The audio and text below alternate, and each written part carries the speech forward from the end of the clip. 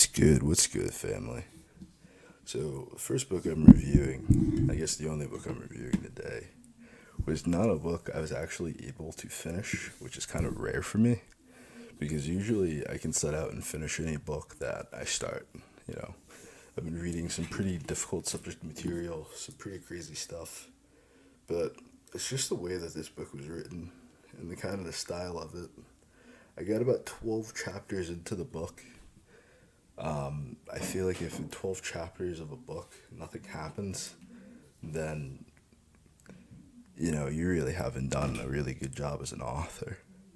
If you can find a way to kind of put that rising tension for the climax within those first couple of chapters or those first 5 chapters, I would say, then you got a great book on your hands, because it's going to be enough of that rising action and tension.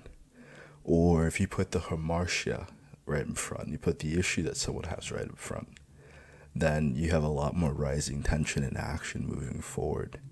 I've gotten to speak to this author personally, and it's just like with More Than a Beautiful Face.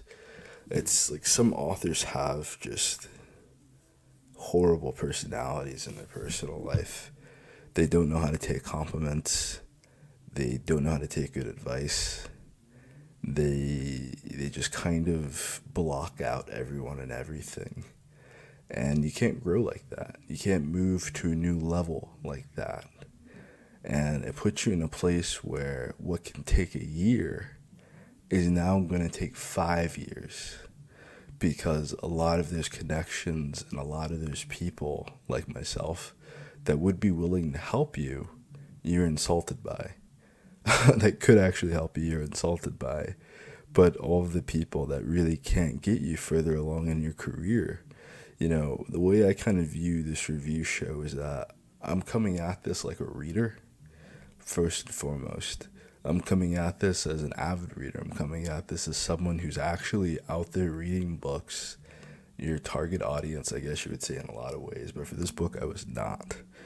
The main character, Thomasina, is kind of just flat. I would say she reminds me of the author in a lot of ways, where I guess from Thomasina's perspective, people are treating her differently because of Asperger's, but I feel like she thoroughly makes it known that her Asperger syndrome and what she's going through is kind of like the smallest factor of what is wrong with her. The main characters, honestly, maybe this is just a life of a teenage girl and I'm not aware of it and I don't know what's going on with that. Probably not. The author suggested this book to me, and I just don't know why, because I just was not. It's not an easy book to get through if you're not from this niche category. This is something I was trying to explain to the author.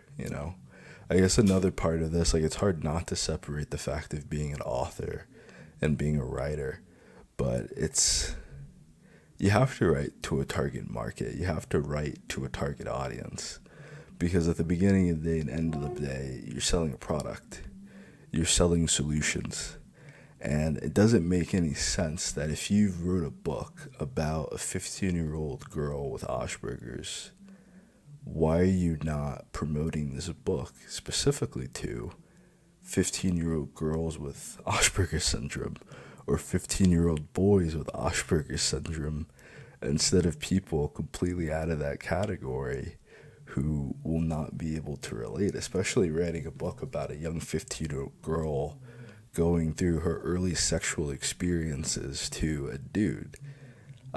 Maybe it's great to have a better sense of representation or a better sense of perspective on that.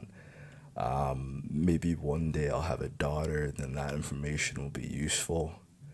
But so far, it just wasn't. And it's just, the Asperger's thing seems more like a gimmick. If the author herself had Asperger's syndrome, I guess it would make a little bit more sense. But since she doesn't, the character just kind of comes across as like highly unlikable. Uh, it's hard to build any sense of sympathy with her. There isn't really strong dialogue within the first half of the book. It's mostly just the character having deep issues with their mother. And I feel like maybe that might be the personal aspect. Because when I spoke to the author, like, they were immediately very offended. I told them that I read like a book a week. They didn't really take that as, oh, great, you're an avid reader, this is good for me. They just took it as like, oh, I don't do that, so, oh, and it kind of like comes across in the writing. She's the author of 3 books, so she has a very long way to go with her style and really developing herself as an author. But this book, Incarcerated Minds, just, it's a strong 3 out of 5. What would make the book a 4 out of 5? For a 4 out of 5, once again, that early rising tension of whatever this book is about would need to be. I feel like what it is about is there's a young boy and her parents don't want her dating the boy, and that's supposed to hold my attention for 280 pages, and that's not a plot for me, you know? It's a YA book. It's like just completely a young adult book. It's a young adult book for kids with disabilities. And there's no other way to really put it, that if you're not in that audience, you're probably not going to receive anything from this book. You really aren't. I have certain books like that. I would say that For the Crown of Naughty as a whole, and a lot of the books around that, perhaps if you're not a college student or you're not a young man, you're probably not going to understand a book like Best Friends in the perspective of relationships that Chris Torjun goes through.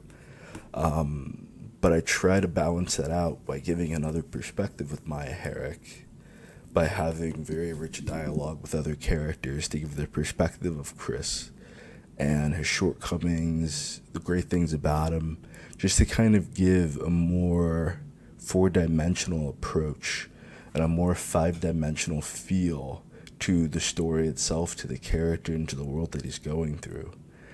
I guess the description in the book was very strong. That's probably one of the strong suits. More than likely, I would say the description is what makes the book a 3 instead of a 2. But it just kind of seems like it drags on. Like, you could probably chop off the first 12 chapters and start telling a stronger and better story. All I'm really receiving is that this character has the worst life imaginable. First off, they have is like very abusive mother, you know, very psychologically abusive. And, you know, I guess from the outside looking in, you can kind of understand a parent wanting to protect a kid that has mental disorder. You can see them trying to protect them from the world. I've had a teacher that actually had Asperger's syndrome, and he let us know, like, I'm functional. He's very high functional, very brilliant, intelligent man. He's an AP professor, but he was not normal. And I don't mean not normal as in sense, like, for himself and for what he was going through in life and what he had to deal with. He let us know at like the first day of class all the strict rules and the things that he's like, basically just kind of be like, hey, in advance, this is who I am, so please don't judge me for it. I think relationships work out a lot better like that, when instead of having to uncover someone's trauma or someone's baggage, if they can simply let you know what that is. And I guess as an author, if you can kind of elucidate and give more light to what the person is going through. I guess I wish the book focused a bit more on the subject of Asperger's. Kind of like I Am Sam has to deal with the overall man losing his daughter, which is a very traumatic thing. But then you add in the element that Sam is mentally handicapped.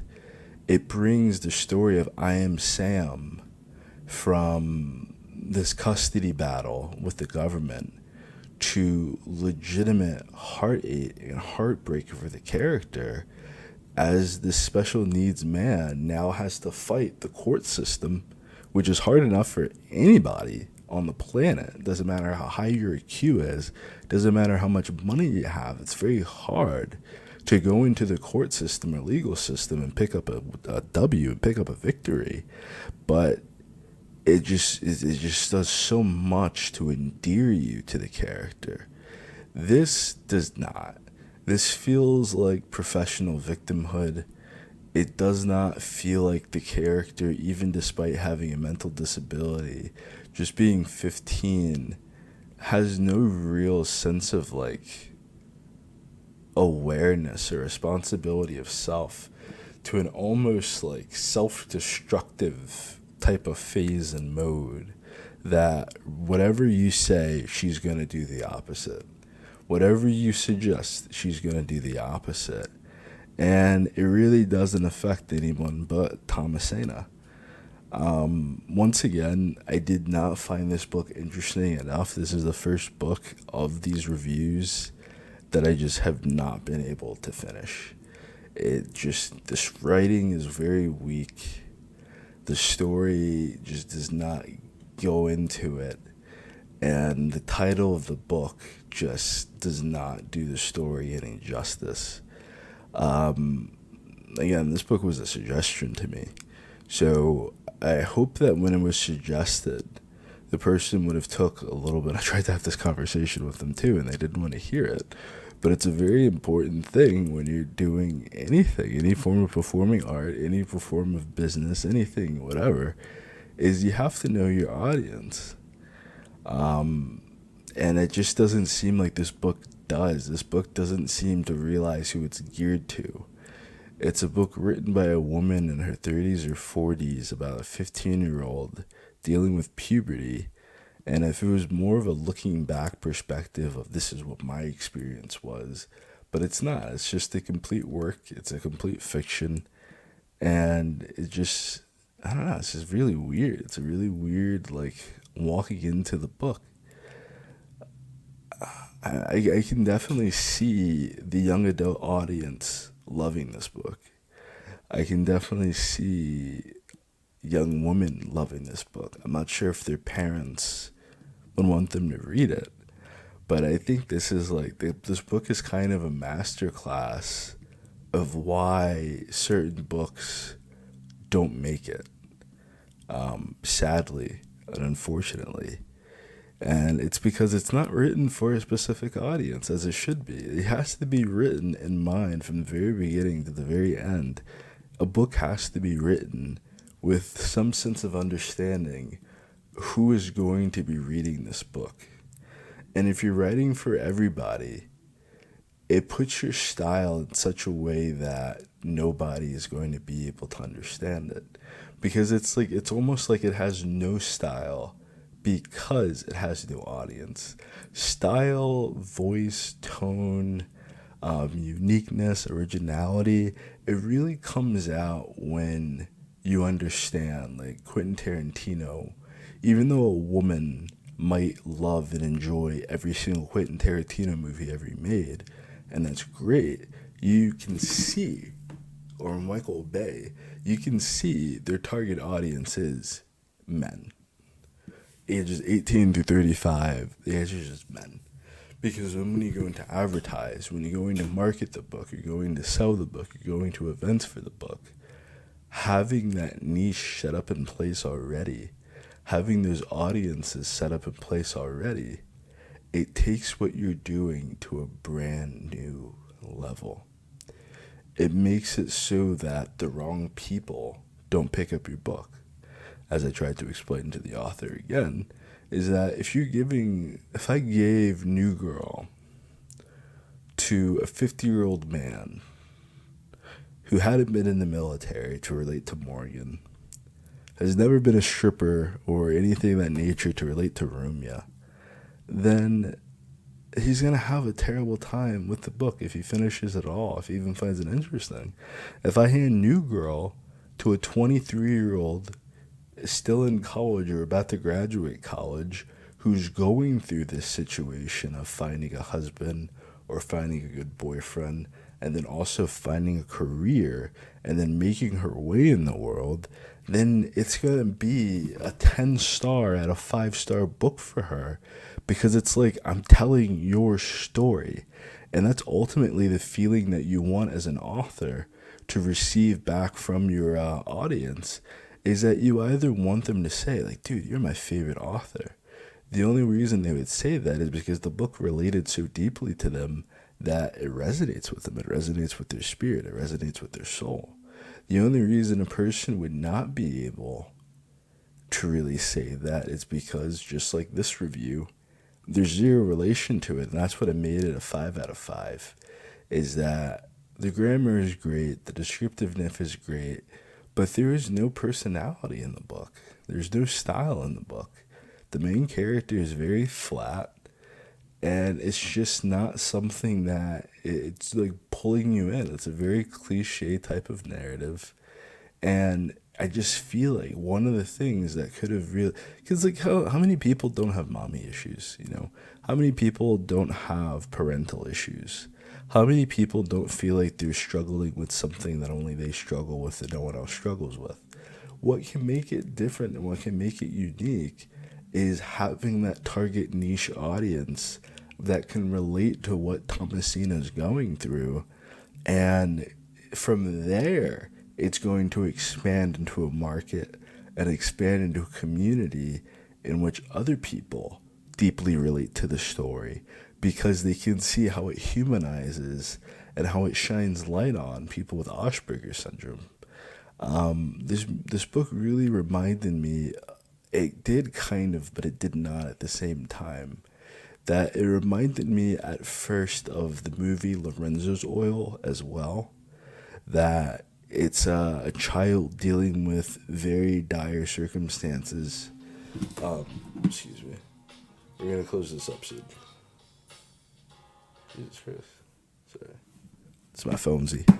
I don't usually have my phone on during these things, but I'm going to close it up soon. It's two parents dealing with a child that has a very rare illness that many people don't know about. People don't think that there's anything that they can do for their son. And the father spends so much of his life and time obsessing over a cure for his son. When he finally does find the oil to help his son live a bit longer and help other kids out, the relationship ended, you know. Lorenzo had a longer life than most, but it ended. But what would have been interesting there would be the dynamic with the parents. And seeing that, and you see it very early in I Am Sam, you see it very early in Lorenzo's Oil, how the parents kind of work together to deal with this. Instead of the parents being viewed as people that are also struggling, people that are also dealing with their child's condition. In this book, the parents are, even just dealing with the author in period, it just kind of seems like if you're not on Thomasina's side, or if you're not on her side, then you're just against them and nothing you say matters. Whether you're saying something positive or helpful, or you're saying something negative, it's just like, Thomasina just cannot see that people are trying to help her. She just cannot see that people are attempting to guide her on a certain path that might make her a better person. And, you know, that's Thomasina's issue, nobody else's.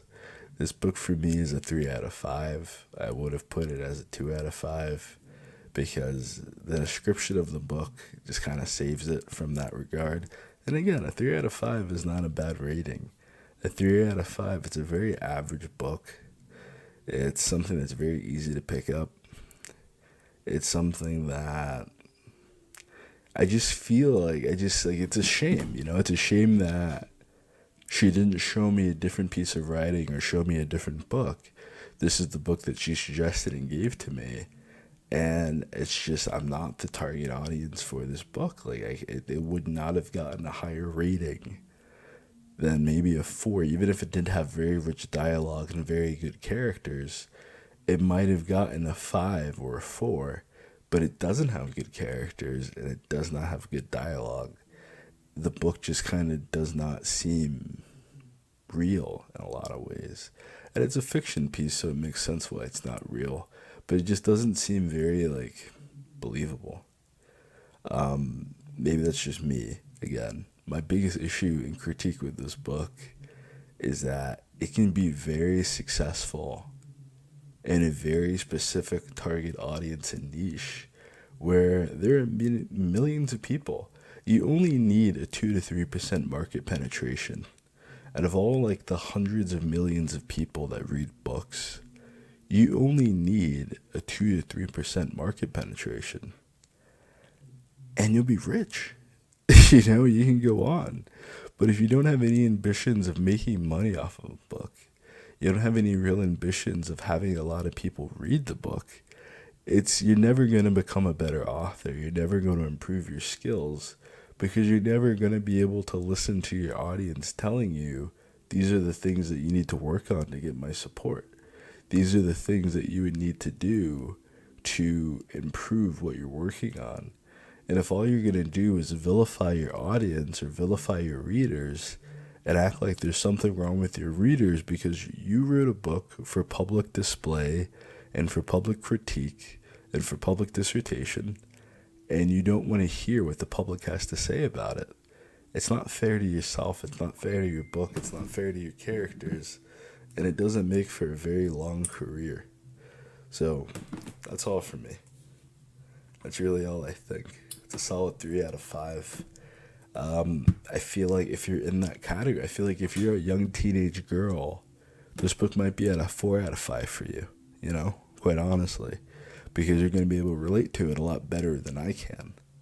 I feel like if you're a young girl or a young man dealing with Asperger's syndrome, and, you can relate to this as your childhood, you can relate to this as your personal experience, then this book might definitely be a 5 out of 5 with you because of relatability.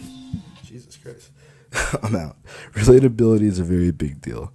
So thank you guys. Thank you for listening. A wonderful day. And, check out this book for yourself and leave a review. Maybe you disagree. Maybe this book is like the greatest thing that's ever written to you. Maybe it is not. And you score it lower than I did. I really don't know. But thank you all. Have a wonderful